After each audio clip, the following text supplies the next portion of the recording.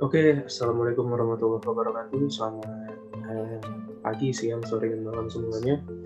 Perkenalkan, saya Frigat Rikto Wicaksono. Kali ini eh, saya akan mereaksi sebuah jurnal dari sebuah ujian akhir semester, sebuah mata kuliah yang diajar oleh Bapak Fauzi, yaitu Politik Hukum dan Konstitusi, dalam rangka kelas PPKNC 2018. Harapan saya semoga kalian semua diberi kesehatan juga, Pak Fauzi semoga diberi kesehatan juga.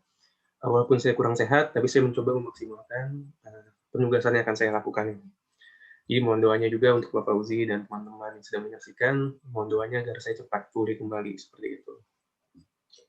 Baik, saya izin share screen teman-teman ya.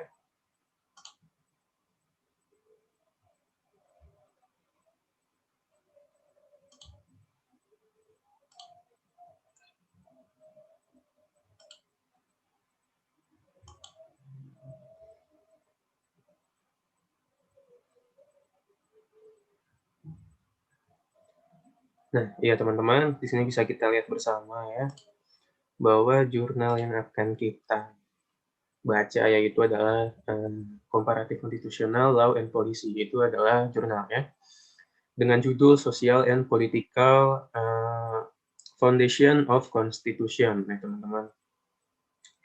Dan juga ini dibuat oleh Dennis J. Galligan and Mila Versteeg di Universitas of Cambridge, ya teman-teman. Nah, dan untuk mempermudah reaksi kita pada kali ini, saya sudah membagi, jadi setiap mahasiswa itu dibagi bagian-bagian halamannya. Dan di sini saya sudah membagi halaman saya dan juga saya translate dokumennya dengan dokumen translator ke bahasa Indonesia agar teman-teman yang mungkin kemampuan bahasa Inggrisnya masih standar seperti itu, termasuk saya ya, kita bisa sambil baca bersama dan juga belajar bersama seperti itu. Oke, jadi saya mendapatkan bagian tentang dukungan publik untuk konstitusi yang dipaksa dan asing gitu. Nah, di sini saya akan menjelaskan tidak secara sumbernya ya, tapi beberapa poin-poinnya saja per halaman. Gitu. Untuk halaman pertama ini, di sini kan banyak menyinggung tentang pasal 9 ya. Pasal 9 itu apa kalau di Jepang gitu. Itu Kempo teman-teman. Nah, di sini bisa kita lihat sebenarnya pengertiannya pasal 9 itu apa, konstitusi Jepang.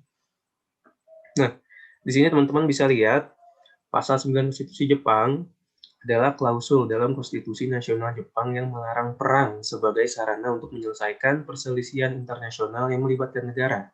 Konstitusi mulai berlaku pada tanggal 3 Mei 1947 setelah Perang Dunia Kedua, dan dalam teksnya negara secara resmi meninggalkan hak berdaulat untuk berperang dan bertujuan untuk perdamaian internasional berdasarkan keadilan dan ketertiban. Pasal tersebut juga menyatakan bahwa untuk mencapai tujuan tersebut, angkatan bersenjata yang berpotensi perang tidak akan dipertahankan, teman-teman. Dan konstitusi diberlakukan oleh Amerika Serikat pada periode pasca Perang Dunia Kedua. Oke, ini bisa kita silam ya, teman-teman ya.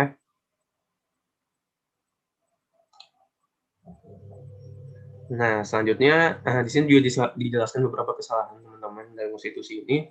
Yang pertama itu adalah menyamakan preferensi pemerintah Jepang dengan preferensi rakyat Jepang gitu. Karena sesungguhnya Jepang ini bukanlah sebuah entitas monolitik, teman-teman, seperti itu. Nah, kita pindah ke halaman kedua. Di halaman kedua ini juga ada dijelaskan kesalahan keduanya, yaitu meminimalkan dampak publik terhadap proses pembuatan konstitusi gitu, dan hanya mempertimbangkan sentimen elit politiknya aja gitu. Jadi rakyat-rakyatnya atau publik-publiknya tidak dimaksimalkan, malah diminimalkan seperti itu. Nah, dan di sini bisa kita lihat bersama teman-teman, ada yang muncul nih tahun 1947, yaitu dinamika 2 lawan 1 yang mendukung konstitusi baru seperti itu.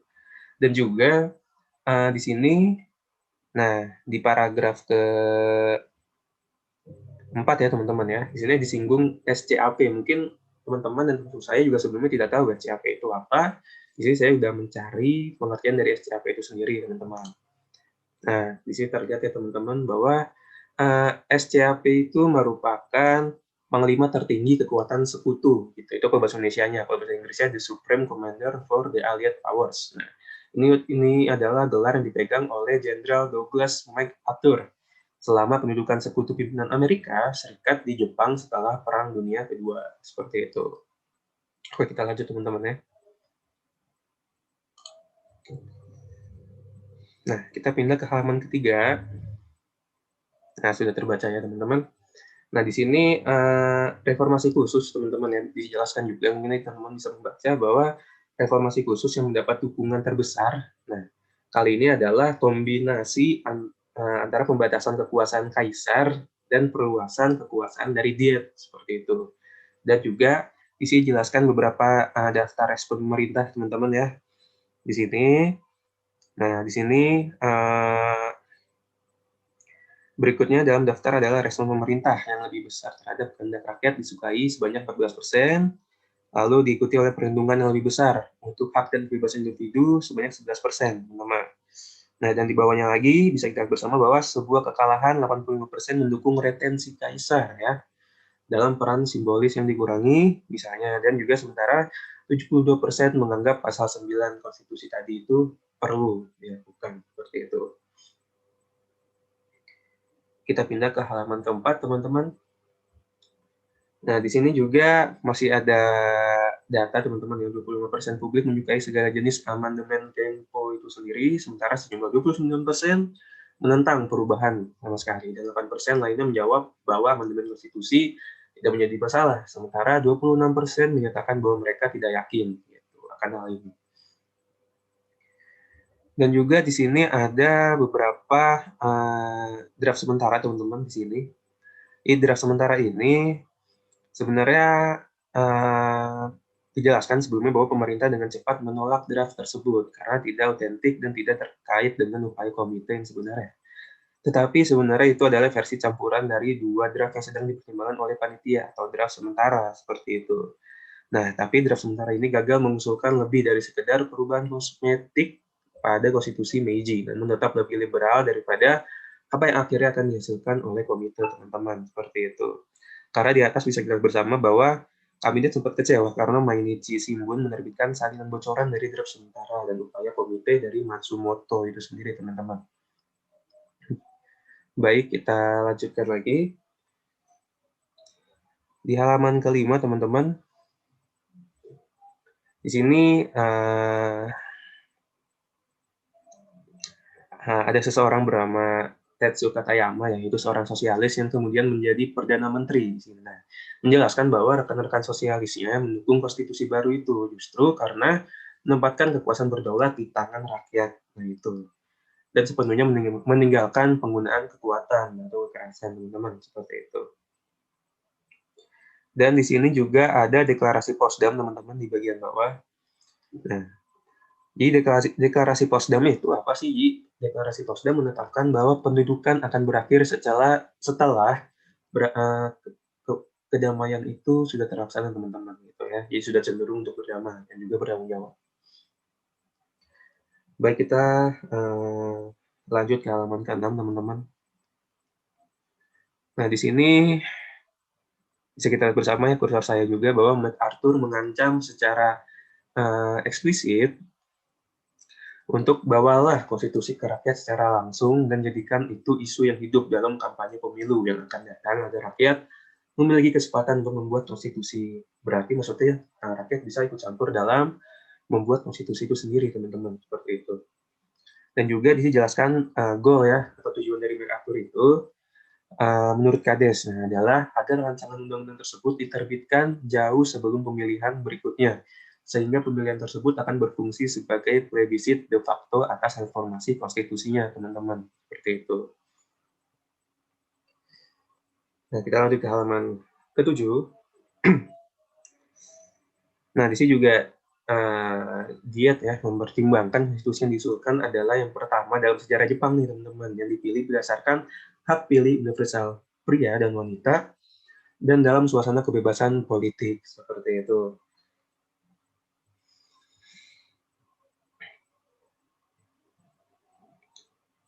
Dan selanjutnya, sejauh pendekatan SCAP ini, teman-teman, yang penting dapat disalahkan karena menyimpang dari sentimen publik.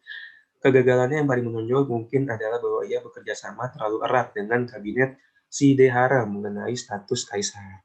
Strategi instrumental SCAP untuk melestarikan kaisar meskipun hanya sebagai boneka, menempatkannya bersekongkol dengan kepemimpinan konservatif Jepang pada satu masalah yang paling menyangkut kepemimpinan. Seperti itu. Nah, di halaman selanjutnya, ini adalah hasilnya teman-teman ya, bahwa kaisar akhirnya menjadi sekedar simbol negara dan persatuan rakyat. Gitu. Dan dengan demikian, dapat dicirikan bahwa tindakan pemaksaan Amerika terhadap rakyat Jepang sebagai tindakan kolaborasi dengan pemerintah yang didiskreditkan dan mengorbankan republikanisme yang sedang tumbuh demi kemanfaatan. Seperti itu. Nah, mungkin itu yang bisa saya sampaikan mengenai isi dari beberapa halaman di jurnal ini. Tapi sebelumnya juga kita akan mengimplikasikannya terhadap sebuah kompetensi inti dan dasar ya dari mata kuliah PPKN di SD, SMP maupun SMA. Ini sudah saya screenshot teman-teman. Jadi bisa saya zoom ya. Nah, jadi di sini sesuai juga dengan kompetensi inti di kelas 9 teman-teman ya. Yaitu bahwa pokok-pokok pikiran teman-teman ya. Di sini kompetensi dasarnya melaksanakan isi alinea dan pokok pikiran terkandung dalam pembukaan Undang-Undang Dasar Negara Republik Indonesia, karena konstitusi negara kita itu adalah UUD 1945, seperti itu. Nah, selanjutnya,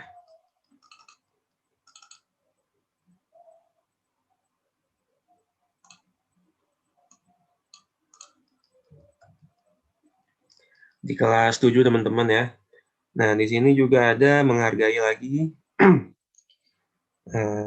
nilai kesejarahan perumusan dan pengesahan Undang-Undang Dasar Negara Republik Indonesia tahun 1945 sebagai bentuk sikap beriman. Karena kan tadi merupakan sejarah juga bagi Jepang ya, bagaimana konstitusi itu akan dibentuk dan lain sebagainya, seperti itu. Jadi juga ada mengembangkan sikap bertanggung jawab dan berkomitmen sebagai warga negara Indonesia seperti yang diteladankan para pendiri negara. Itu tokoh nasional sebelumnya dalam perumusan dan penetapan Pancasila sebagai dasar negara dengan tepat. Dan juga mengembangkan sikap tanggung jawab nih yang mendukung nilai kesejarahan ya, yang saya jelaskan kesejarahan perumusan dan pengesahan Undang-Undang Dasar Republik Indonesia tahun 1945. Seperti itu. Dan masih di kelas 7 teman-teman ya. Nah, ini yang ketiga dan keempat teman-teman. Jadi di sini di 3.2 ya, mengenai sistem dan dinamika demokrasi Pancasila sesuai dengan Undang-Undang Dasar Negara Republik Indonesia tahun 1945. Karena tadi di konstitusi tersebut yang sudah kita baca di jurnal tersebut dijelaskan beberapa goal dari imperatur seperti pemilu, jadi agar rakyat bisa ikut membuat konstitusi seperti itu ya. Jadi demokrasi juga tetap dibawa ya teman-teman ya, diimplikasikan ya sesuai jurnal yang tadi saya baca halamannya. Dan juga menyajikan hasil kajian tentang sistem dan dinamika demokrasi Pancasila sesuai dengan Undang-Undang Dasar Negara Republik Indonesia tahun 1945 seperti itu. Nah, dan mungkin itu yang bisa saya sampaikan untuk penugasan ujian akhir saya kali ini. Atas kekurangan yang mohon dimaafkan karena kesempurnaan hanya milik dari Allah Subhanahu wa taala.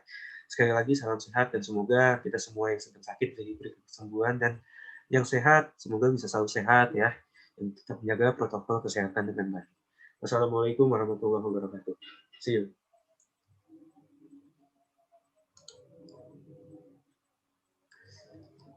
Oke teman-teman, berakhir review jurnal kali ini, dan saya Fidel Cobi Caksono, mohon pamit undur diri. Wassalamualaikum warahmatullahi wabarakatuh.